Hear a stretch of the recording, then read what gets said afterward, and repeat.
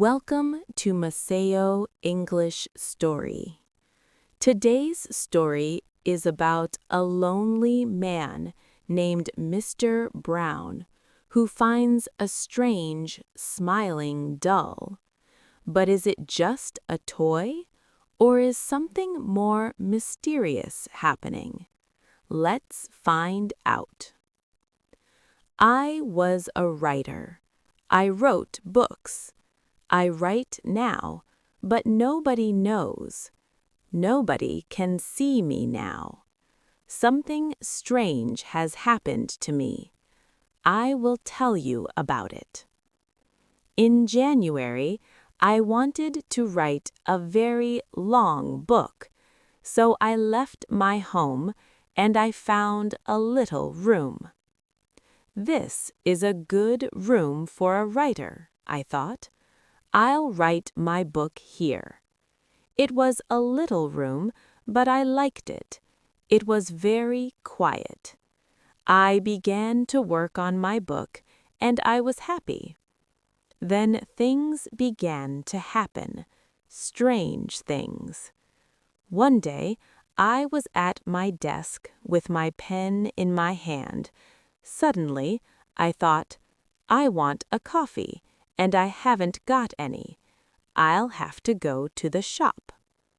I put my pen on the table and went out. When I came back, I looked for the pen. It wasn't on the table. I looked on the floor, on my chair, and then on the table again. It wasn't there. I don't understand it, I thought. That night, another strange thing happened. I was in bed, and the room was very quiet. Suddenly, I opened my eyes. What was that? I wondered. Then I heard a voice, a man's voice. "Who's there?" I cried. There was no answer, and there was nobody in the room. I couldn't understand it, and I was afraid. What can I do? I thought. What was that? After that, strange things happened every day, but I had to finish my book, so I stayed there.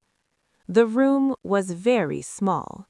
There were not many things in it, only a bed, a table, and a chair, and there was a mirror on the wall. It was a very old mirror, and I liked it. And then, one day, I looked in the mirror, and I saw him, the other man. It wasn't me. This man had a beard, but I didn't. I shut my eyes and looked again. This time, I saw my face in the mirror. That didn't happen, I thought. I was wrong. There wasn't another man. I went for a walk that day, and I didn't work on my book. I didn't want to be in the room. I didn't want to see or hear strange things. At night, I went home again. The room was very quiet. I looked in the mirror and saw my face, but I wasn't happy. I went to bed, but I couldn't sleep. I'll leave here tomorrow, I thought, and after that, I slept. But then another strange thing happened. The other man stood by my bed and spoke to me. "You will never leave here," he said. "You will stay with me." And then I opened my eyes. I was very cold and afraid. I'll leave now, I thought. I can't stay here for one more minute. Quickly, I put my things in a case. I wanted to go, now. I couldn't forget the man, so I was afraid. But afraid of what? I didn't know.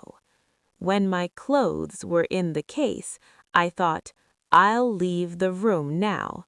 I looked round the room, and I also looked in the mirror again, and then I suddenly felt colder and more afraid.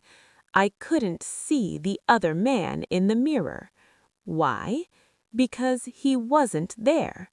But I couldn't see my face in the mirror. There was no face. Why not? I tried to shout, but no sound came. I had no voice. And then I saw him. I saw the other man, the man with the beard. But he wasn't in the mirror. He was at the table with my pen in his hand. He wrote my book with my pen. I was angry, and I tried to speak, but I couldn't, because I had no voice. The other man didn't speak. He smiled and wrote. Suddenly, there was a sound at the door, and I heard my friend's voice. "Are you there?" my friend called. "I want to see you." I was very happy then. My friend will help me, I thought. But I couldn't move. The other man went to the door and opened it. "Come in," he said to my friend. "Come and see my room. I'm writing my book." My friend came into the room, but he didn't see me. He smiled at the other man. My friend said, "Oh, you have a beard now." Again and again I tried to speak, but I couldn't. My friend couldn't see me. He couldn't hear me. He only saw the other man. That is my story. The other man has my room, and he also has my face and my voice. He will finish my book too. But the other man doesn't know one thing. I can write. I can tell my story, and I'm telling it to you.